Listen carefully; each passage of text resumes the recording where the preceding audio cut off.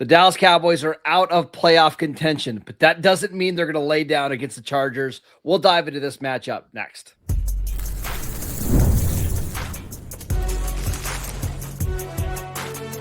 You are Locked On NFL Crossover, part of the Locked On Podcast Network. Your team every day. Welcome back to this crossover edition of the Locked On Chargers and Locked On Cowboys podcast, part of the Locked On Podcast Network, your team every day. We'd like to thank you for making us the #1 sports podcast network. And Crossover Thursday is presented by Prize Picks. Download the Prize Picks app today. Use promo code LOCKEDONNFL to get $50 in lineups after you play your first $5 lineup. Welcome back. I am your host, Marcus Mosher from Locked On Cowboys. He is the great David Droegemeier from Locked On Chargers. And on today's show, we're going to talk about the biggest matchups to watch, the keys to victory, and the biggest storylines between the Cowboys and Chargers in this Sunday afternoon matchup. David, let's start with your Chargers because you are going to the playoffs. You have the better team right now. You're also the road team in this one. What's the biggest storyline for this Chargers team as we inch closer to the postseason?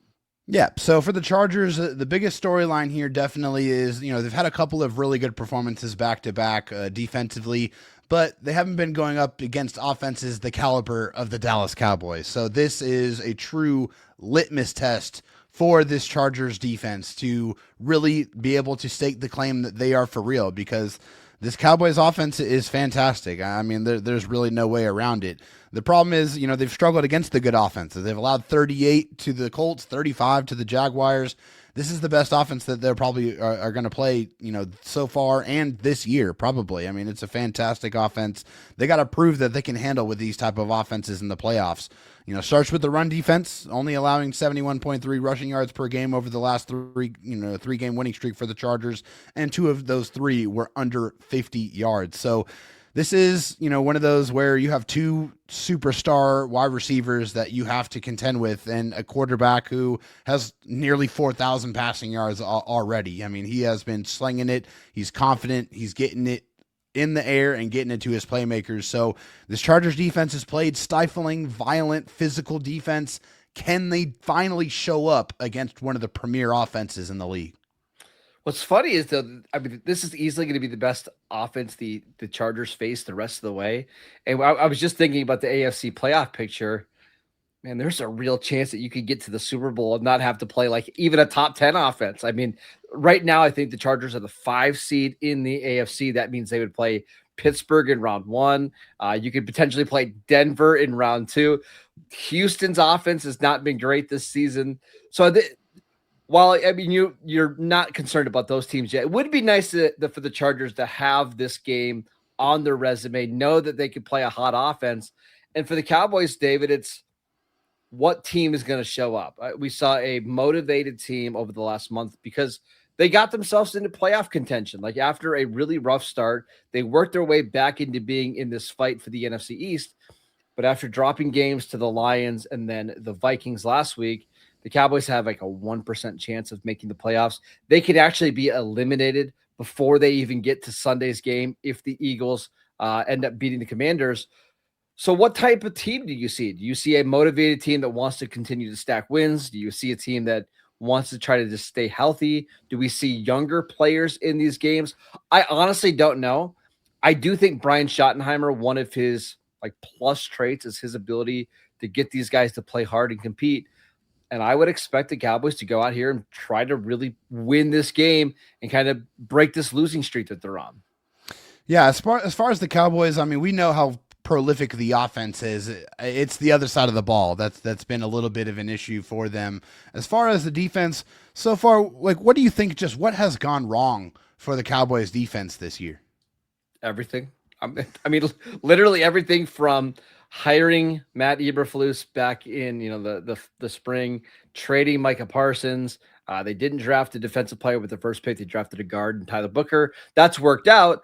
But they just don't have a lot of talent on defense. And then once some injuries started to happen, they weren't able to overcome it. And it's a very static defense that doesn't blitz very often.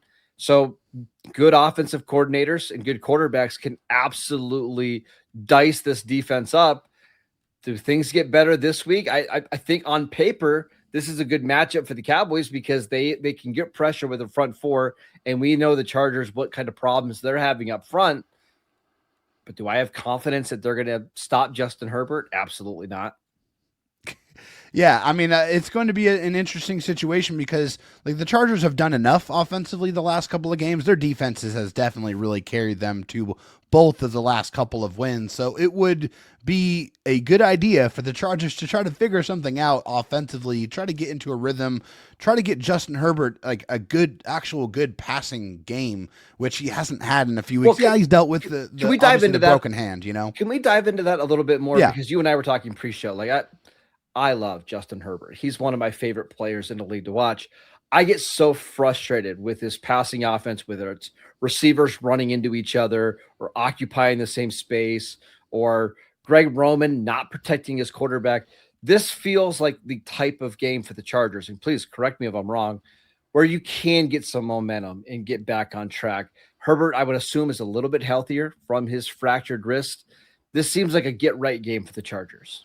Yeah, so the fracture is like in a bone right in the middle of his hand. So it's not the wrist, thankfully.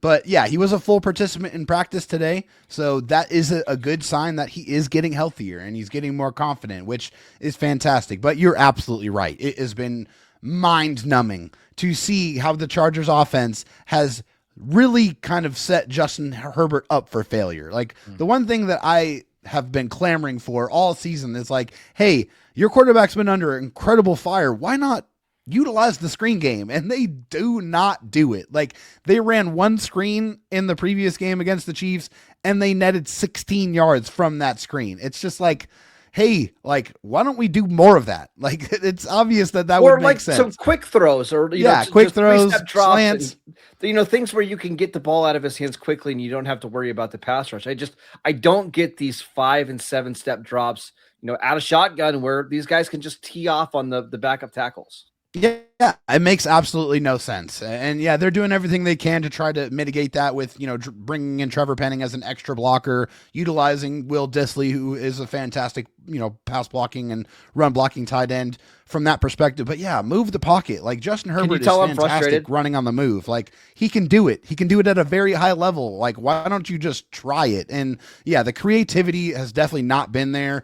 Fortunately, the Chargers' rushing offense has started to come alive a little bit with Amarian Hampton, Kaimani Vidal having a really good complement to each other. So that's helped, but they really, they got to get it figured out. They got to get the passing offense figured out going into the playoffs. Marcus, as you know, when you get there, your margin for error is very, very low. They're going to try to exploit everything you don't do well. You have to have balance. And that's something we're going to all talk about later on in my keys to victory. But balance is very important for them to find. Find it now before you get to the playoffs, when if you don't have it, it's one and done. Well, and think about some of the teams they're going to be playing, whether it's Pittsburgh or Houston or Denver. They all have really good pass rush units, really good defenses. You're going to have to figure out a way to move the ball. So I'm sure you can tell I get very frustrated watching this Chargers offense. But back to the Cowboys really quickly. I think one of the biggest storylines we want to see is, can George Pickens get more involved? He's had 2 quiet games. I would say he had a bad game against Detroit, and then he had a quiet game against Minnesota. I think he actually played well in the game. The ball just didn't go his way. He went CeeDee Lamb's way. That's fine. It happens. This is a really, I was going to say, I don't think it's the most talented secondary, and correct me if I'm wrong, but it's very fundamentally sound. They just don't give up a bunch of big plays. Guys are going to be in the right spots. You saw the Philadelphia game. Like they'll make plays in the secondary. But with CeeDee Lamb and George Pickens, on paper, they have the advantage talent-wise, and I would like to see them go out and actually dominate. The Chargers are going to be very, very physical with these receivers. Jesse Minter is going to have a really good game plan in place. I still want to see these guys go out and have big days on Sunday. Yeah, I mean, that's obviously going to be a matchup that we're going to be talking about, and that's a matchup that could determine how this game shakes out ultimately on Sunday. All right, let's talk about some of the biggest matchups to watch on Sunday. I would like to talk about the Cowboys defensive line against that suspect, the right word for the Chargers offensive line. That's generous. As I say, that might be a little bit too kind. We'll talk about that and more next. This episode is brought to you by Prize Picks. The holiday season is one of the best time for sports, bowl games, big basketball matchups, playoff pushes, and it's all happening at once. And while we're all making choices every single day, one of the most fun places to make the right call is on Prize Picks. Prize Picks is the easiest way to get in on daily fantasy. Just pick more or less on at least 2 player projections, lock in your lineup, and you're in the game. It's simple, it's fast, and it's available in 45 states, including California, Texas, Florida, and Georgia. Prize Picks has added an extra layer of excitement to the holiday sports schedule, and creating a lineup takes less than a minute, and the app makes the whole process incredibly smooth. So download the Prize Picks app today. Use promo code LOCKEDONNFL to get $50 in lineups after you play your first $5 lineup. That's promo code LOCKEDONNFL to get $50 in lineups after you play your first $5 lineup. Prize Picks, it's good to be right. Welcome back to this crossover edition of the Locked On Chargers and Locked On Cowboys podcast. We'd like to thank you for making us your first listen every single day. And now is the best time to be a part of the Everydayer Club. For just $5 a month or $50 a year, you can get our shows ad-free, no interruptions, plus members-only Discord access and so much more. So check out the link in the show notes to learn more about the Everydayer Club for the Locked On Cowboys podcast and the Locked On Chargers podcast. All right, Dave, let's talk about some of the biggest matchups that you are excited to watch. What do you got? When it comes to the biggest matchups in this game, there's one I'm definitely looking forward to, and that is the rookie phenom tight end of the Chargers, Orande Gadsden II. I like to call him the blue-eyed dragon, against the Cowboys linebackers and safeties. It's a big part of the Chargers offense. When he's going, he's a major catalyst. Orande Gadsden being more involved in the Chargers offense was really important for the Chargers beating the Chiefs last week. And with their offensive line, LA really has to get the quick passing game going. And, he's really one of the more consistent playmakers on that offense. And we know Kenneth Murray very well, and we also know that he has distinct liabilities in coverage for sure. Also, you want to target safety Donovan Wilson. He has allowed 7 touchdowns per PFF and also has a 25% missed tackle rate on passing plays. So if we can locate that or isolate that matchup, that is distinctly going to be in the Chargers' favor. Getting Orande Gadsden involved early and often throughout the football game would bear positive fruit for the Chargers and their offense. I mean, it's just unbelievable, the conversations that Cowboy fans are having about Kenneth Murray. There's been a lot of debate about how good or how bad he's been. It's been bad, and I'm sure you can imagine for all the reasons why. But, yeah, they've really struggled to cover tight ends over the middle of the field. Now, one of the things we've seen in recent weeks with the Chargers is some of the middle of the field targets, whether it's Ladd, whether it's Gadsden, they haven't produced big numbers.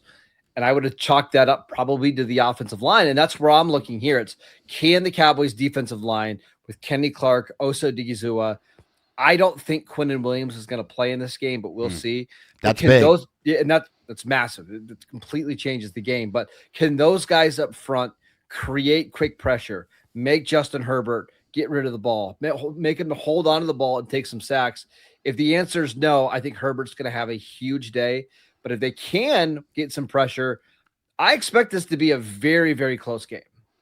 Yeah, I think it's going to be a hellacious matchup for sure. I mean, both of these football teams believe in building from the spine, right? They want their offensive line, defensive line to be the ones that are dictating what they do in this football game. So it's going to be critically important how the Chargers are able to go up against those Kenny Clarks and, just the fantastic disruptive defensive linemen that the Cowboys are bringing to the table. They don't really have a lot of sacks. They don't get a ton of sack number pressure. So that bodes well. But if we're looking at deficiencies and areas of weakness for the Chargers, it's definitely on the interior of the offensive line. I mean, Bradley Bozeman has been mostly down. He's had a couple of decent games, but it's been, way too much just empty pressure. Guys going straight through and getting through the A gap straight into Justin Herbert's face, and that just can't happen. Like the protection breakdowns, it can't happen against this type of defense. Like you have to be able to get the ball out, you have to be able to protect him. I think another matchup for me that's going to be very important, I kind of alluded to a little bit, is obviously the Chargers corners against CeeDee Lamb and George Pickens. I mean, two of the absolute best in the league and the most receiving yards, more than any other receiving duo in the NFL, both rank in the top 8. Pickens has over 1,200 yards. Lamb's about to go over 1,000 here very soon. So the Chargers cornerback trio of Cam Hart, Tariq Still, and Dante Jackson are going to be tested. The Chargers defense, they do a great job of keeping a roof over the coverage and not allowing those big explosive plays. They want to make you execute death by 1,000 paper cuts. You have to be precise. They want you to be able to dink and dunk all the way down the field. They are depending and waiting on your quarterback to get frustrated, try to throw it into a situation where it is not to their benefit, and look for the Chargers to take the football away, which they've done at a very good clip the last few weeks. So I actually live up here in Erie, Pennsylvania, about 2 hours away from where Pittsburgh does their training camp. And I got to see in 2024 George Pickens against Dante Jackson a lot. Those guys went up one-on-one almost every single day in practice. And it was hilarious watching that matchup because it favored Pickens. He was just little brothering him all practice long. But I think Jackson's playing some of the best football of his career in this Jesse Minter defense. Now I think the way to maybe beat him is to try to get him on slants and make him tackle. He's just not the best tackling cornerback out there. He's fairly small. And that's where I expect the Cowboys to try to beat this Chargers, is underneath it, lots of slants and screens to get the ball into Pickens and CeeDee Lamb's hands. I'm really curious to see if the Cowboys can run the ball. I remember watching the Commanders play the Chargers earlier this year, and the Commanders ran all over them. I do think you can run against this defensive line. The Chargers aren't going to load the box. They're going to play a little bit more coverage and force you, like you're right, to have these 12 and 14 play drives. Can the Cowboys stick with that? Can they stick with the run game? Javonte Williams has been dealing with a bit of a shoulder issue. Hunter Lipke, their fullback, he's in concussion protocol. I don't expect him to play this week, but I do expect the Cowboys to really try to grind this one out and run the ball. Yeah, for sure. And like for the Chargers, they have to be able to stop the run. And that's going to be obviously one of the keys to victory for me. And I'll get a little bit more into it. But when the Chargers are able to stop the run and really lean into the strength of their defense, which is their pass defense, they're one of the best pass defenses in the NFL because they can marry that pass rush with the pass coverage, and they're fantastic at it. They especially when they're in those advantageous down and distances, those 3rd and 6, 3rd and 7 or longer, they have 3 legitimate edge rushers that can cause real havoc, with Odafe Owe, who they traded for from the Baltimore Ravens, who has 7 sacks, Tuli Tuipulotu, who has 12 sacks and has been going crazy, and Khalil Mack, who has still been providing excellent pressure numbers, although the sack numbers might not be there. He has been very productive in that pursuit. So stopping the run and not allowing that offense to be balanced is going to be something that's going to be critically important for the Chargers. If they want to win this football game, they have to stop the run. They know the Cowboys are going to try to lean on them and try to do that.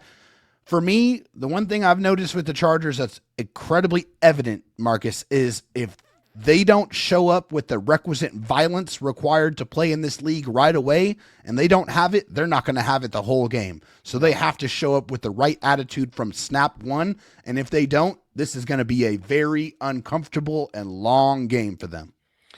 One of the things, though, that I've noticed just by watching the Chargers, they have talent on this defense. Don't get me wrong. Like, Derwin James is unbelievable. Khalil Mack can still play. Like, we could go through the names. But I don't know if they have a lot of, household names. Like, I don't know if Cam Hart and Still and Dante Jackson are household names. But they're dang good players. Yes, and they play hard. And that's one of the things that you notice in this game is their level of physicality. And maybe it's just these primetime games that I'm thinking of, like against the Steelers, against the Eagles. Like, these guys are flying around the football. Will that still be the case, in a 1 p.m. Eastern start? The Chargers don't play a lot of noon kickoffs here in the Central Time Zone. Can they have that kind of mentality against a team that's out of playoff contention?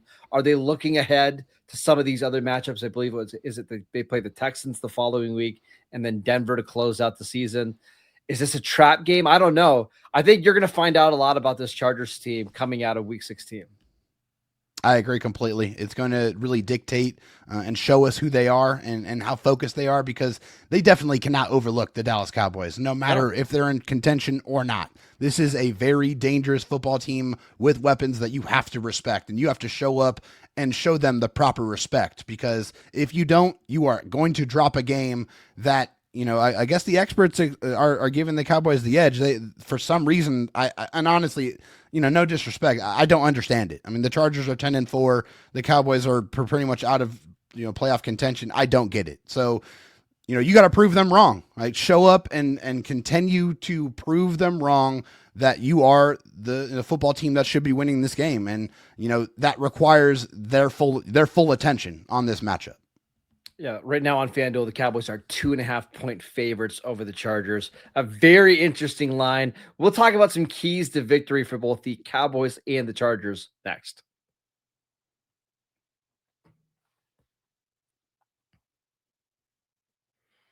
Welcome back to this crossover edition of the Locked On Chargers and Locked On Cowboys podcast. We'd like to thank you for making us your first listen of the day. All right, David, let's start with the Cowboys here. For the Cowboys to win this game, they're going to have to play very clean football. They cannot afford to turn the ball over, give the Chargers short fields. We know how many problems the Chargers have had kind of going the length of the field in recent weeks. You can't give them free points. You've got to play a clean game. You've got to create pressure on Justin Herbert. There was a game a couple of weeks ago. He was pressured on like 48% of his dropbacks. I don't think you're going to get to that number, but you've got to make him feel uncomfortable. And then you need Dak Prescott, CeeDee Lamb, and George Pickens to play like superstars, and they need to be able to outduel Justin Herbert. And that's been a problem this year. Not that Dak hasn't played well. He's got a passer rating of like 100 this year, but opposing quarterbacks have a passer rating of 109 against the Cowboys this year. Dak's going to need to be flawless. They can absolutely do it. Like there's times where this offense gets so hot that I don't think anybody in the league can stop them. Will that be this week? We'll see. Yeah, no question. It's going to be a very interesting challenge. I think for me, starting with my first key to success or key to victory here for the Chargers is you got to win the battle of the red zone. Against a high-scoring team like this, you're going to give up yards, but you got to keep them out of the end zone to win. The Cowboys were held to 2 of 5 in the red zone last week, under 42% red zone touchdown percentage over the last three weeks, which ranks 26th in the NFL. The Chargers have had their own offensive struggles all season in the red zone. They have not really been able to run the ball in the red zone either. 30th in touchdown red zone scoring percentage there. And as far as Dallas, they're giving up quite a bit in the red zone. They're 30th in the NFL, giving up a red zone touchdown percentage of over 72%, and it's over 80% the last 3 games. So it has been a huge problem for them. And the Chargers have been 5th best in the league at preventing touchdowns, allowing only 51.16% touchdowns allowed whenever opponents get in the red zone. They've been able to get there, but they have not had a lot of success being able to punch it in. So the team that's going to be able to prevent touchdowns and score touchdowns when you get there is going to be the team that wins the game. Really quickly, just for the stakes of this game, the Cowboys aren't going to make the playoffs, but I do think Brian Schottenheimer is really going to try to get that first winning season. They could get to 9-7-1 if they win their final 3 games, and that's the Chargers, the Commanders on Christmas Day against Marcus Mariota, and then the Giants to finish the season. But for the Chargers, just how important is this game? Because to me, it certainly feels like they're going to be in the playoffs. They've already had 10 wins. They're going to win at least one more game. But in terms of seeding, how important is this game for LA? Well, the division is still available to them. If the Jaguars beat the Broncos on Sunday and the Chargers win out, including beating the Broncos in the last game of the season, they will win the AFC West because they are 5-0 in the AFC West so far this year. They're 8-2 in the AFC Conference. They have been truly phenomenal so far in conference play.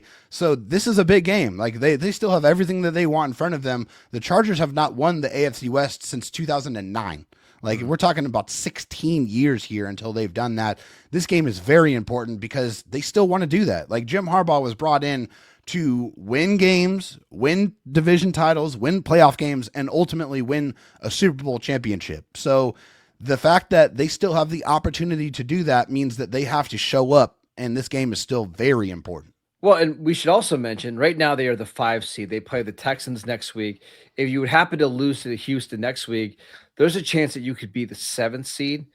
I mean, and again, correct me if I'm wrong, but I think the 7th seed playing like in New England in round 2 is a whole lot less appealing than playing Pittsburgh with, a team that you've already beaten and kind of beat up on them by a lot. The Steelers present their own problems, but I would think being the 5 seed is way more advantageous than being the 7th seed in the AFC. No question about it. I mean, who wants to travel to Foxborough in December and play football out there? January, nobody. Yeah, in January, nobody. I mean, that's not a fun place to play. So, and also an opponent that you don't really know what to expect, right? I mean, Drake May has had a great year. That offense is humming. The defense has, they've had a cake schedule. Like I think we can all agree and admit. But there's a chance that's Buffalo. If there's a chance that you could be going to Buffalo, the Bills are not out of it as well.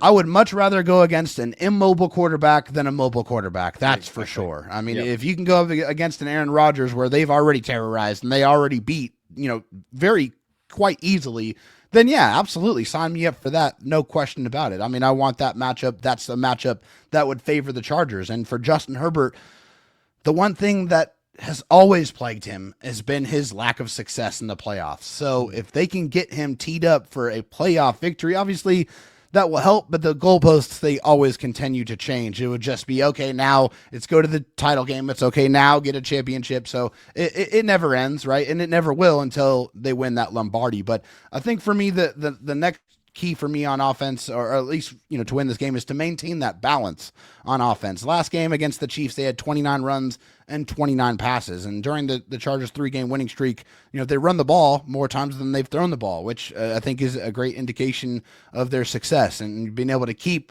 the ball away from opposing offenses. The Cowboys defense ranks 29 in total yards allowed, which is basically dead last in the NFL. And they've also dead last in passing yards allowed with 254.8. So there's an opportunity here to find some balance. And if they do, that's going to bode well for them going into the playoffs. That is it for today's show. We want to thank you for making Locked On Cowboys and Locked On Chargers your first listen of the day. Make sure you subscribe and follow so you get all of the latest episodes. And if you need a last-minute holiday gift or someone keeps asking you what you want this holiday season, make it easy. Ask for the Everydayer Club. Ad-free episodes of this show, exclusive Discord server access, and more. Subscriptions can be gifted through our link, so make sure that's in the show notes. You can check it out. And for those of you on video, we can send you the first ever 24/7 national NBA YouTube channel. Also, make sure that you make Locked On NFL your second listen every single day. Go follow David on social media at DroTalkSD. I'm at Marcus_Mosher. Enjoy this week 16 matchup, and we'll see you guys right back here on Friday.